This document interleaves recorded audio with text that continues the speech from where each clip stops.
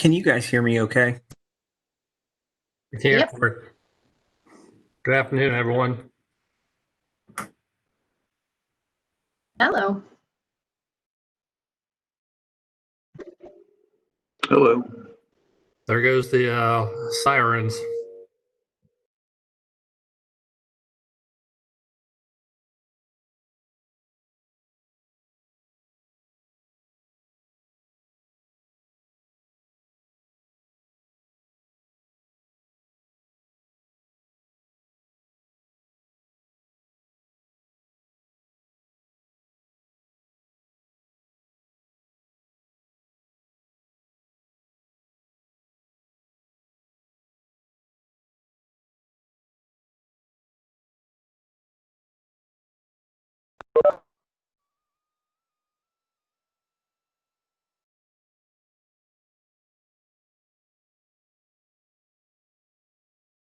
I think I'm going to go ahead and start. Open with the pledge. I pledge allegiance to the flag of the United States of America and to the republic for which it stands, one nation, under God, indivisible, with liberty and justice for all. Want to go ahead and call the Second round roll? of sirens.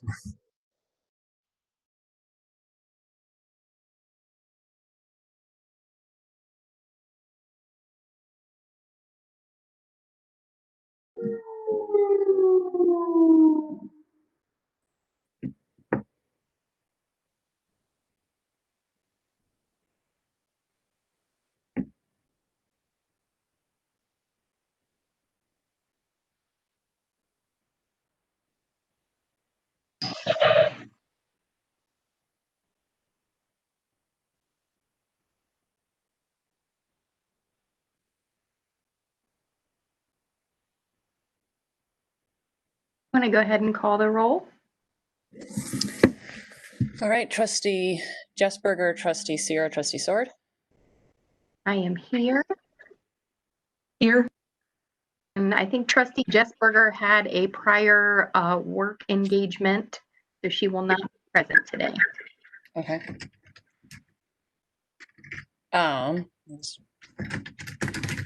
Okay, and then Township Administrator. Fire Chief, Here. Police Chief, Sam. I'm here. I'm working on my video. Okay. Superintendent of Public Works. Here. And is that everybody? Okay. Our next meeting will be October 21st at 12 p.m. I'm going to make a motion to accept the agenda with flexibility. Second? Trustee Sierra, Trustee Sword. Yes. Yes. I am going to make a motion to approve the bills. Second? Trustee Sierra, Trustee Sword. Yes. Going to make a motion to approve payroll. Second? Trustee Sierra, Trustee Sword. Yes. Yes.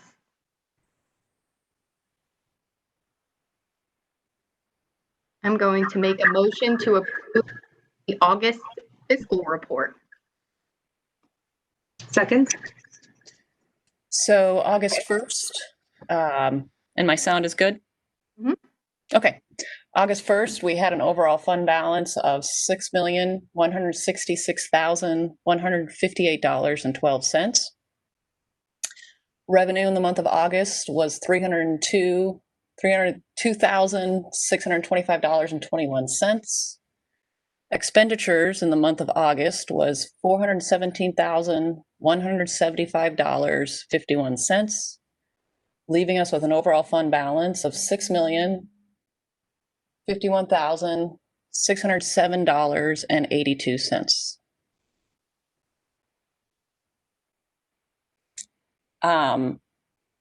So before I do the roll call, just when I close next month's books, we'll be 3/4 of the way through the year.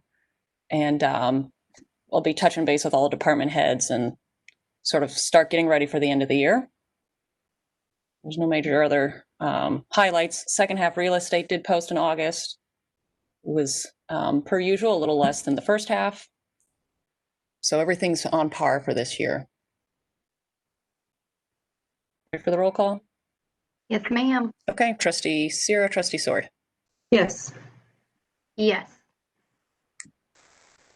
I'm going to make a motion to accept and amend document outlining terms and condition of Corey Flegg's employment, including his pay rate of $64,000 to be effective July 8th, 2020.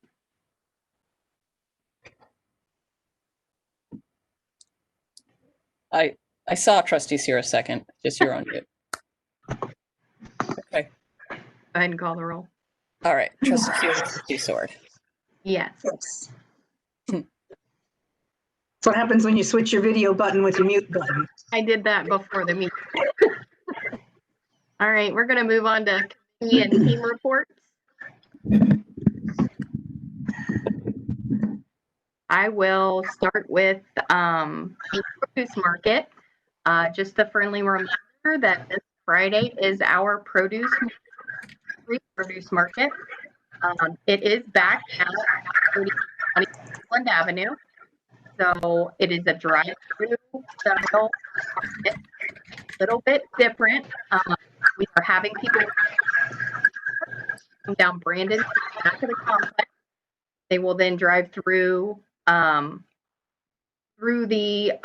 engine bay, and we'll load them up with produce. You would exit onto Cleveland Avenue. So spread the word. No income guidelines, no zip code restrictions.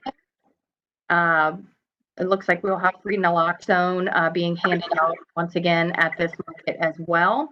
It is very important that you do enter Elmore and come down Brandon through the back of the complex. We will be serving walkers and bike riders. So if you don't have a vehicle, please spread the word anyway. You can walk up. We will take care of you. We will not turn you away. In terms of numbers for our last market, I am going to rely on Chief Fraley here to help me out. I was not at the last chat meeting. Sure. So we had 114 families come through the last market, which I was pretty happy with. That's a good number with us moving back. Usually when we've moved the market, that first market at the new location was a pretty low number. We ended up with 54 doses of Narcan being distributed, which was also a pretty high number. And we ended up with, I believe, 45 new families, which was a pretty high number. So everything seemed to go well. Again, just like you said, October 9th is our next. If we could please have everybody enter from Elmore to Brandon to the back of the firehouse, that would help us out quite a bit.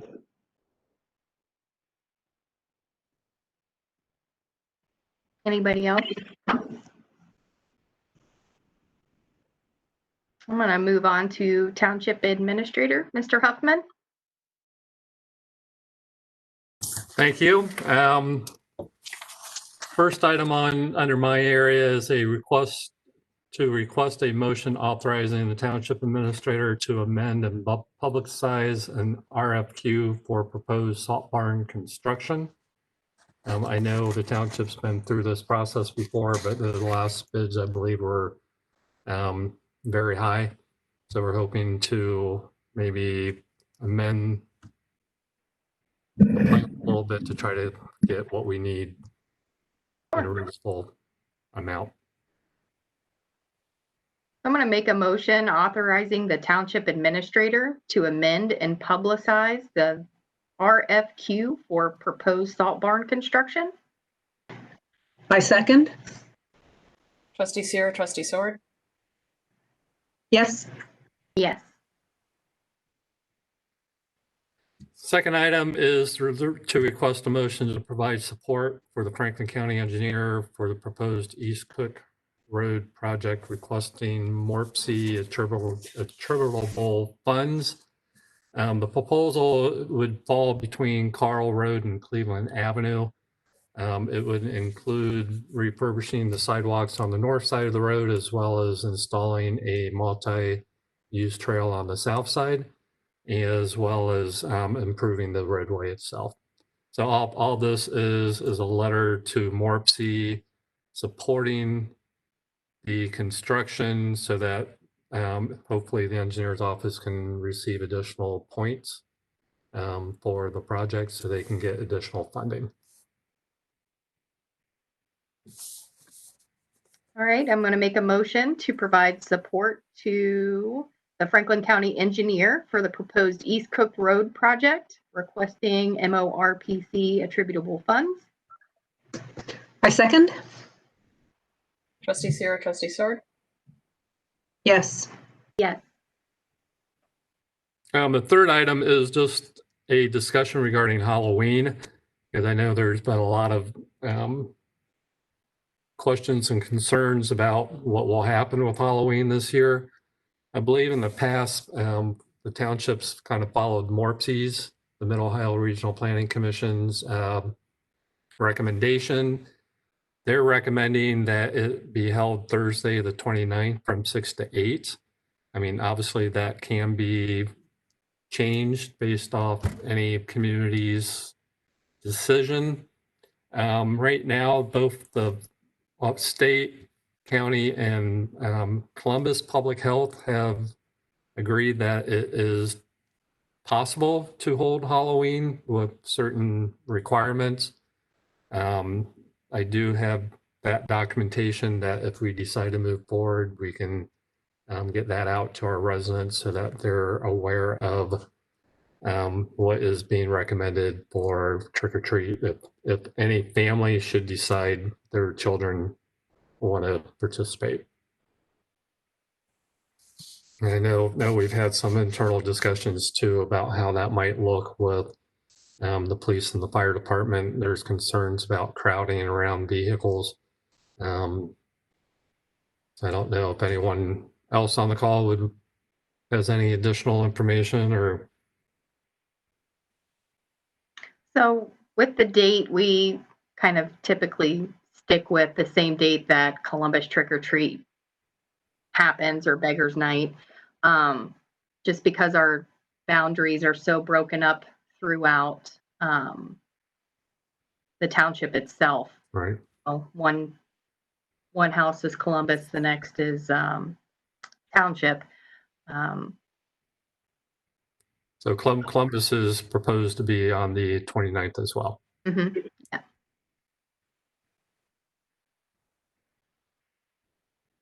So it just.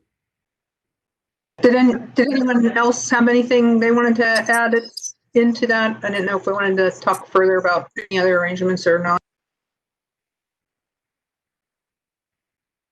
As far as the police side of things, we'll have some cruisers out, but we will not be handing out candy this year due to the COVID concerns and the hand-to-hand contact.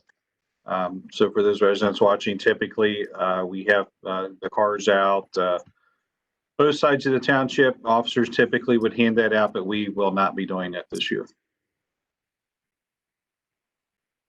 And fire departments in the same fashion. We usually park the vehicles at certain locations, but due to the guidelines that are currently out, that's not going to be a possibility this year.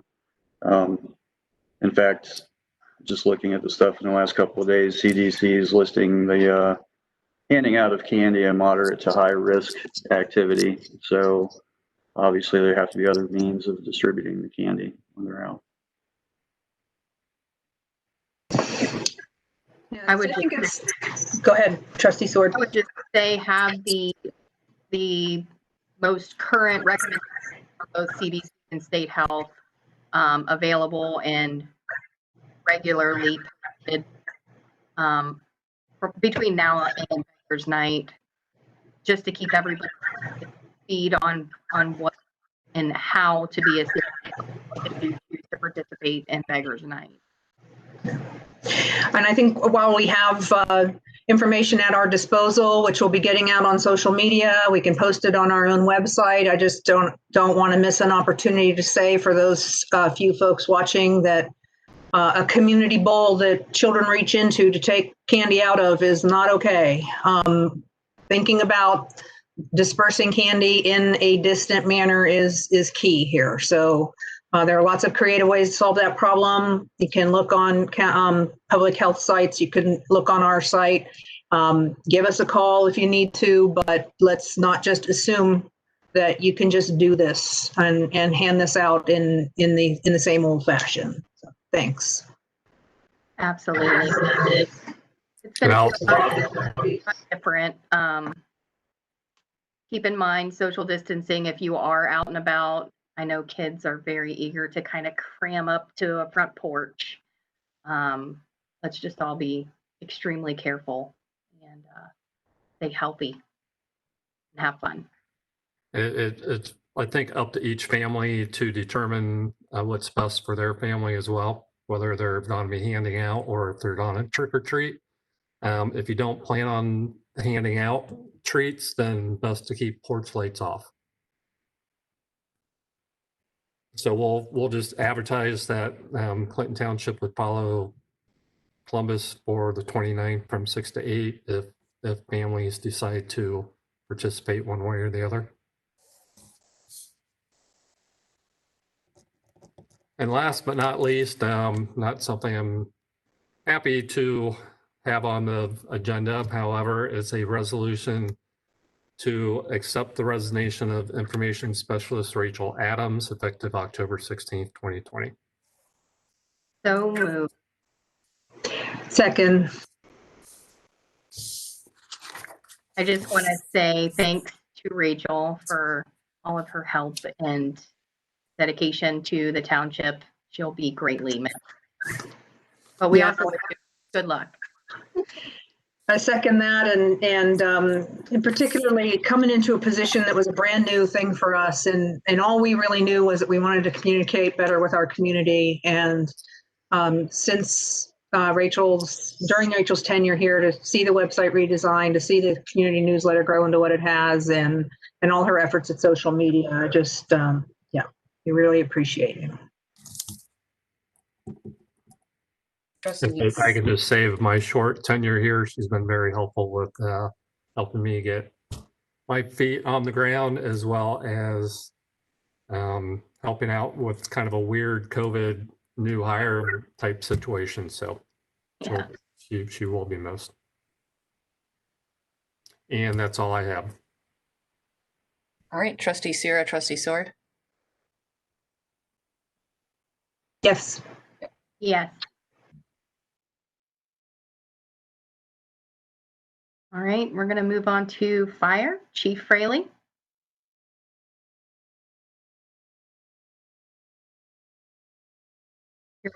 You're muted. Good now? All right. We'd like to request a resolution to approve the purchase agreement with the Sutphen Corporation for one new Sutphen fire engine per Ohio State Term Schedule contract number 800257 at a purchase price of $655,355, be paid from line items 2111-220-820 and 2111-220-830. So moved. Second. Trustee Sierra, Trustee Sword. Yes. Yes.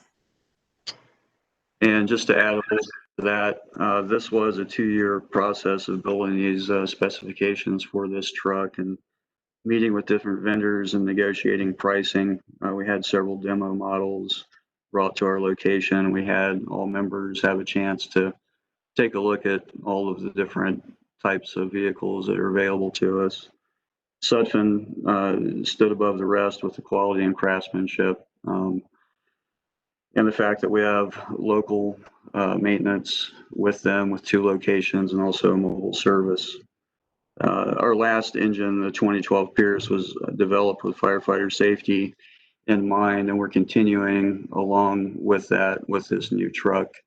We had a BWC ergonomist come in and study how we climb in, climb out of the truck, how we pull equipment out of the cabinets, and also the height of the hose beds. So the specs for this new truck were built using those recommendations and firefighter safety and ease of operation in mind. So thank you. Excellent. Thanks, Chief.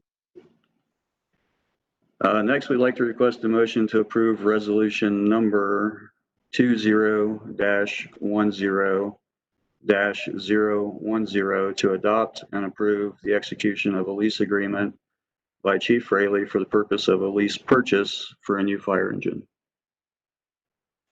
So moved. Second? Trustee Zero, Trustee Sword. Yes. Yes. And just to add to that, for those watching, this will allow us to spread that cost out over a 7-year term.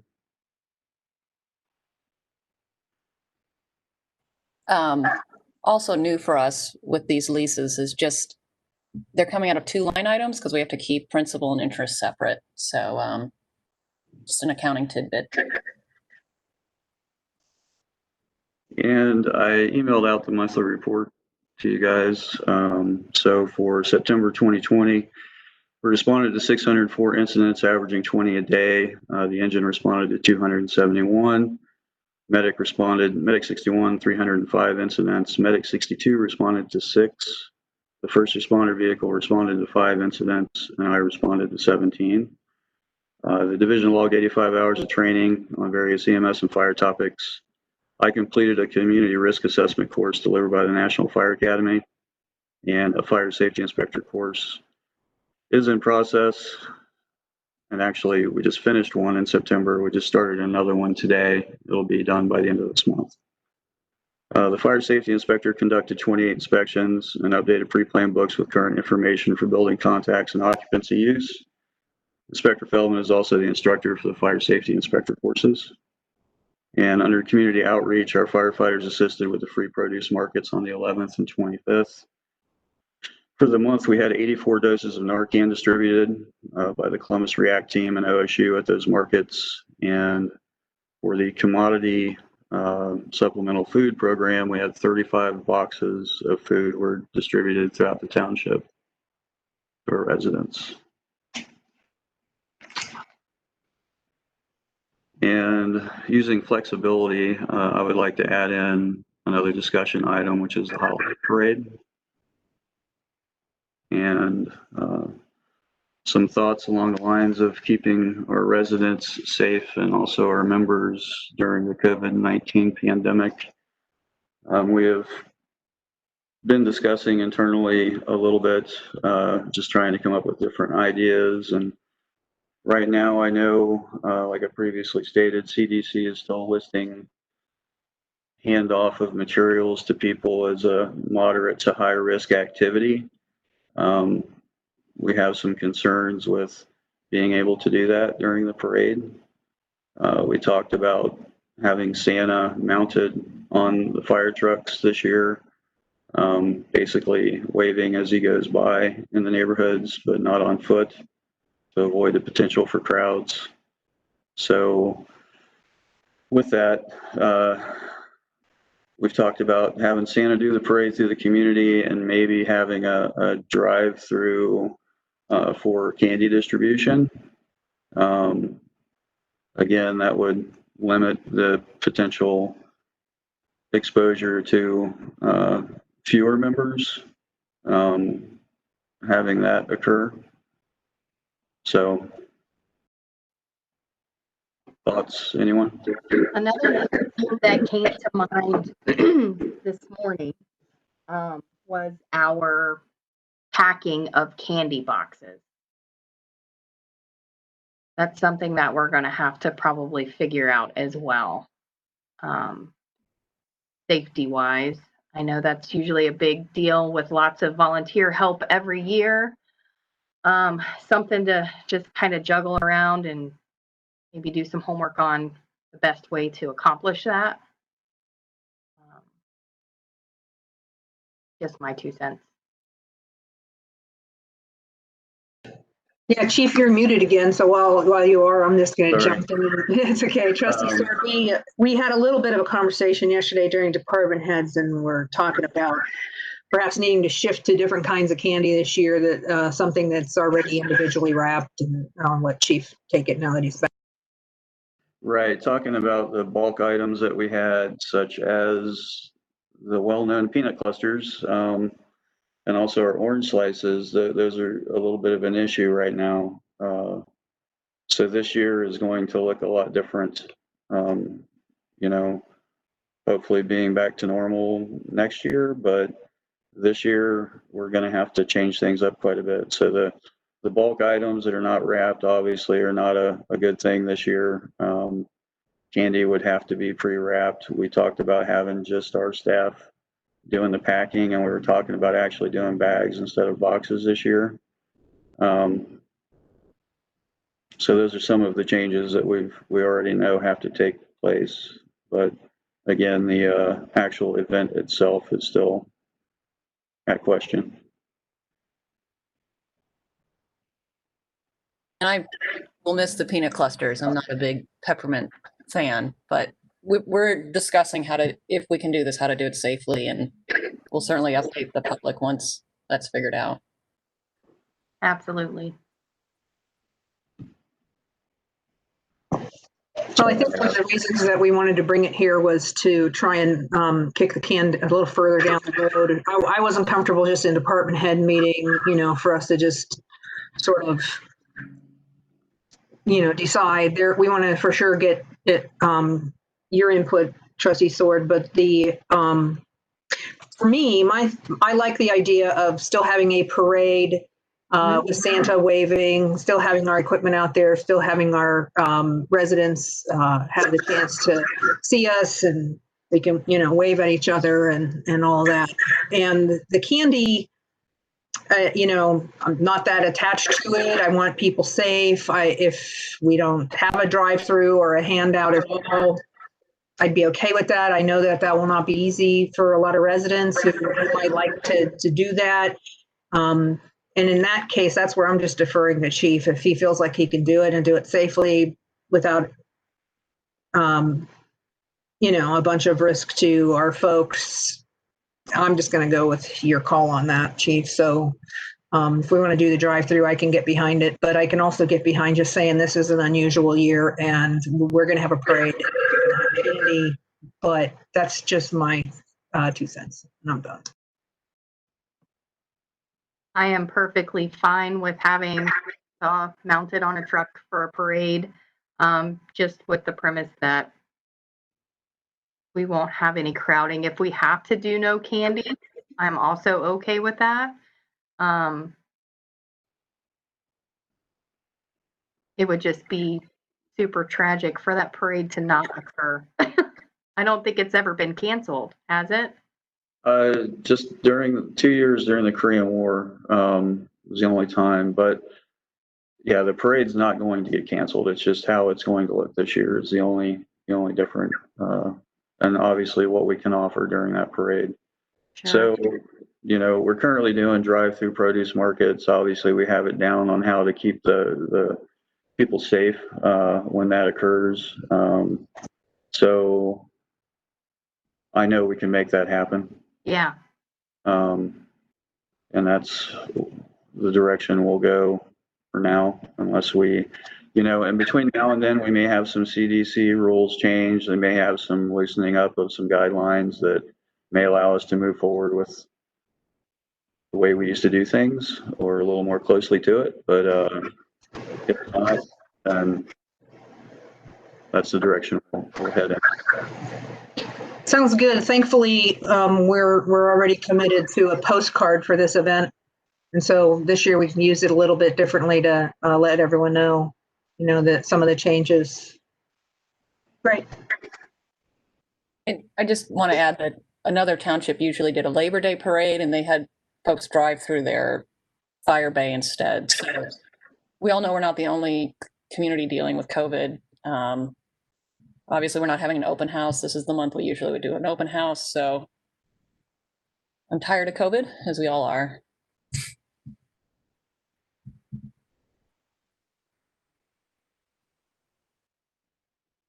We'll get through it. It's tough, but we'll get through it.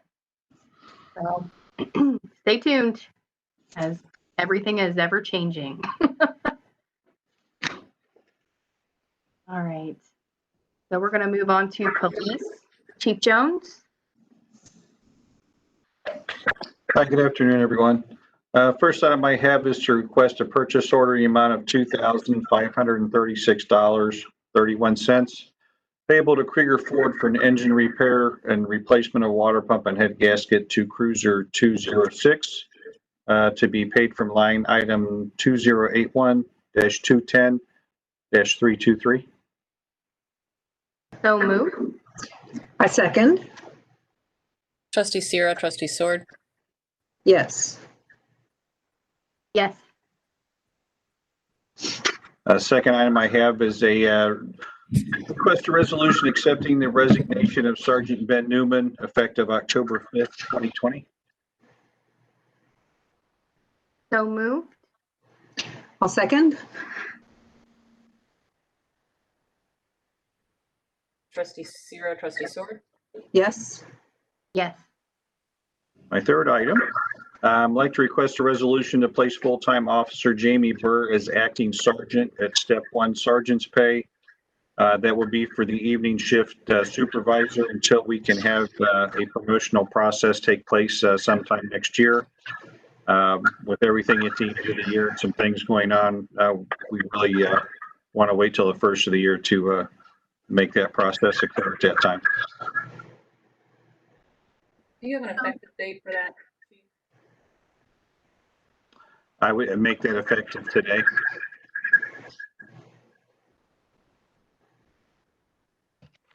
So move. I'll second. Trustee Sierra, trustee Sword. Yes. Yes.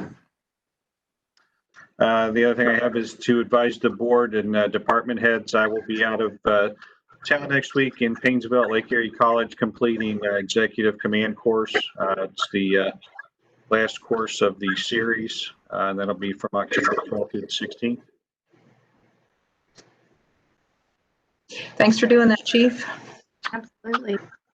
And I don't have a breakdown of all of our training like Brian does, but I know we'd requested the end of September, all of our officers did complete the de-escalation training, as well as other interactive training. We will be moving forward with other items beginning with the first part of the year when we find some other stuff with that Blue and Gold University. Monthly report I'll have for our next meeting. When we have these cutoffs, it's kind of a period for me to be able to get our stats from the county's portal to get those put together. So next meeting, I'll have our monthly stats for everyone. Thank you, Chief Jones. Is that all you had? That's all I have. I just didn't want to let Sergeant Newman's motion go by without comment. An award-winning guy who's added a lot around here to the department, and he too is going to be missed, and we want him to know our appreciations, Chief. Absolutely.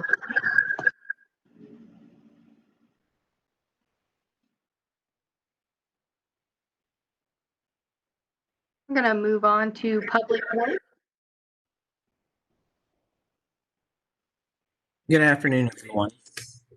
My first item is I would like to request a purchase order in the amount of $14,599 payable to Buckeye Body and Equipment to purchase a Meyer snowplow and a Meyer Polyhawk salt spreader for the new F-350 pickup truck to be paid from line item 2031-760750. So moved. I'll second. Trustee Sierra, trustee Sword. Yes. Yes.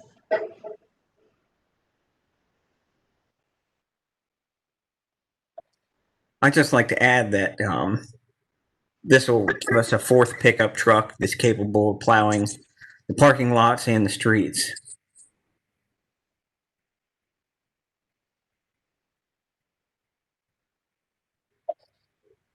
The next thing I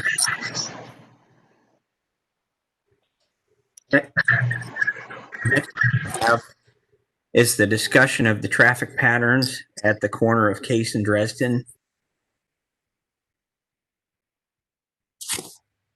Yeah, I've seen the emails on the traffic study. I actually live very close to that intersection. I'm kind of surprised that they're flipping the order, or suggesting that we flip around the stop signs, instead of a four-way stop. Does anybody else have any Just maybe, concern with that? I mean, just maybe give a little background history to this. Apparently, some residents reached out to the county engineer's office requesting a four-way stop. They conducted a study. There's not enough traffic to warrant a four-way stop. County engineer uses something called, I think, I'm not the Ohio manual of some sort of traffic control devices that is determining whether a stoplight goes in, a stop sign, a yield sign, what have you. Based off that manual, they find that normally stop signs should be on the road that's not traveled as frequently as the more frequent traveled road. In this case, they determined Dresden was the more frequent traveled road, in case the less. Obviously, if this is something the township wants to move forward with, there needs to be a lot of public reaching out to notify the residents and everything, and the engineer's office has offered to assist with that as well. So this was brought forth to us by residents. County looked at it. Their recommendation is based off their manual that the stop signs be moved from Dresden to Case. There had been some discussion, perhaps this could help with speeding on Case, which I believe has been an issue with some of the residents over in that area as well. yeah, absolutely. There are some frequent speeders up and down Case as well as Sale. So I would think if we were going to do something like this, in my opinion, at Case and Dresden, we might want to look at Sale and Dresden as well. I can reach out to the engineer's office, work with Superintendent Flagg to have them do a study at that one as well, if that's of interest. Yeah, because most of that traffic is leaving the rec center as mentioned in that email and going towards Ferris. So that was the next intersection over. Yeah, that's something that I brought up as well when we've been out there. And I think Matt said the county engineers would put out a educational flyer to the residents, because that was a main concern of mine.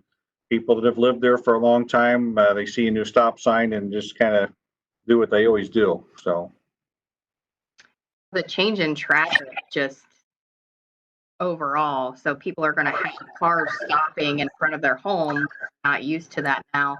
I would almost be in favor of polling residents around the section before we make a decision on something like that. And county engineer's office is looking for our recommendation. Obviously, their recommendation is to move the stop signs. It's kind of my understanding, if it's something the township wants to keep as is, we could. But after the study being conducted, they provided their recommendations.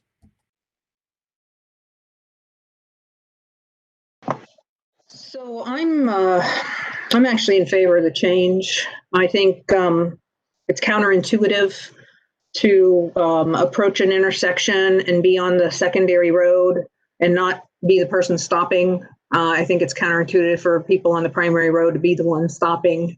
So it just makes sense to me.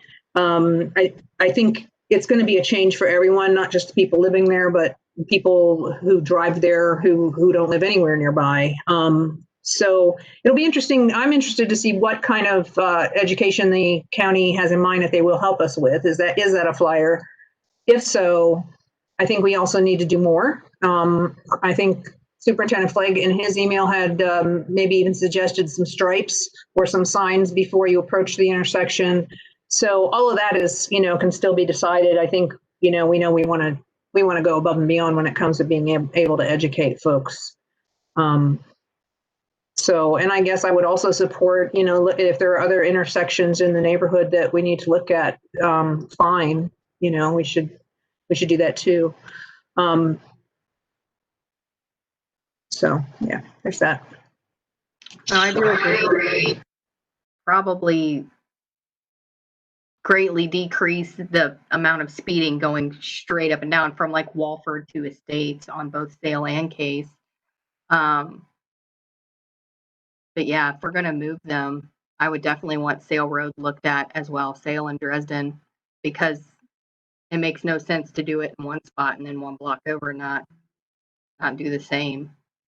I think that the speeding traffic would just move from Case to Sale or vice versa. I could work with Superintendent Flagg to reach out to the mayor's office and have them take a look at that section as well. Sounds like a plan. So do we want to wait in regards to their recommendation to see what happens at Sale in Dresden before further discussion? Yes, please. Perfect. We'll do. Thanks, Corey. I do have something else to add that I did not put on the agenda. I think the final week of brush pickup will be October 19th. We're starting to see some leaf piles out around the township. And I don't think the leaves are going to get a lot heavier, one more week, but it'll give residents 2 more weeks to put brush out. I'll get in contact with our information specialist, have her posted on our front sign and on Facebook, and talk to one of the residents and have it posted on next door on the west side of the township.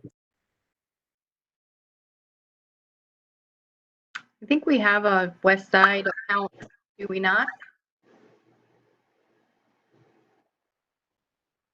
My understanding is that we're still having trouble getting the central agency account for the township established, but we do have police and fire ability to post to next door so far. Hi, it's Rachel. I just want to interject real quick. We just got the approval for our township account yesterday afternoon. I posted a link for it on our Facebook page, but I can also send that to Deb, maybe to put in the minutes. But now we have our township-wide Nextdoor account, and that covers both the west side and the east side of the township. Perfect. Cool. Sounds like we have our first post ready to go too about brush. I like it. Thank you. Out of curiosity, Superintendent Flagg, what happens after brush pickup ends? I'm expecting a lot of leaves to fall. I'm just asking on a personal note. I can't remember. Pickup still happens. We're going from twigs to leaves? Yeah, we have to change over our equipment, so we won't be able to pick up brush while we have the leaf equipment on the trucks. Okay. One of the public works employees had a great idea last season that everybody liked. We went around one time after the end of leaf season, just picked up any brush that people had put out after the end of brush season. Okay. Sorry if I'm being dense. I just get confused between brush and leaves. So now's the time to get the twigs out, and then late October into early November, we'll be doing leaf pickup. Yep. Thanks.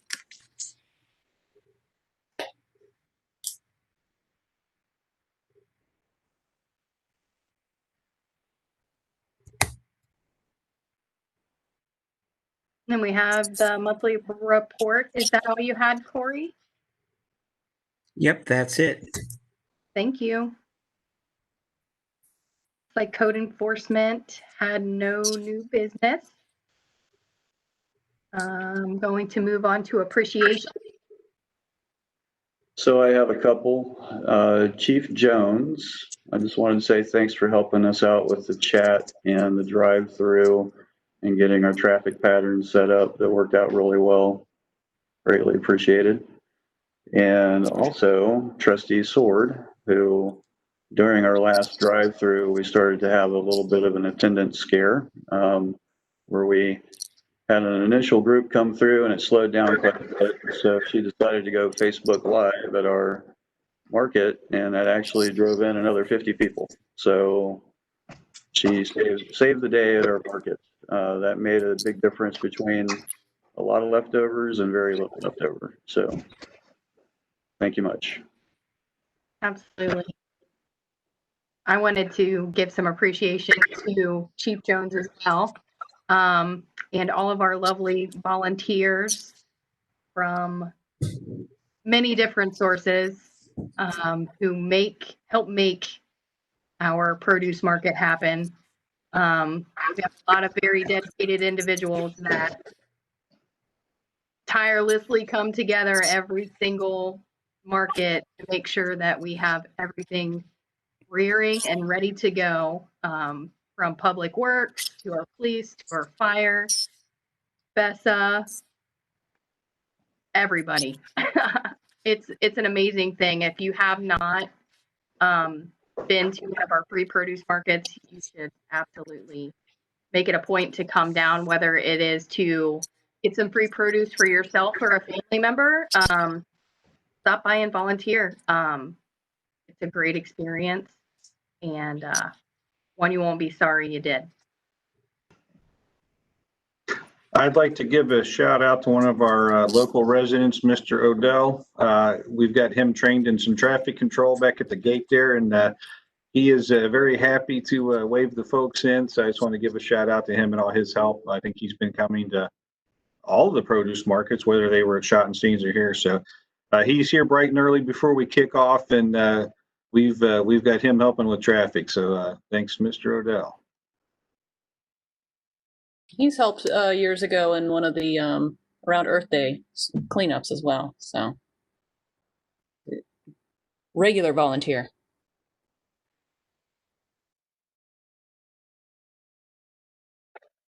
Anybody have any other items? All right, I'm going to make a motion to adjourn. Second. All right. Thanks, everyone. Bye. Enjoy this weather while it lasts. Mm-hmm.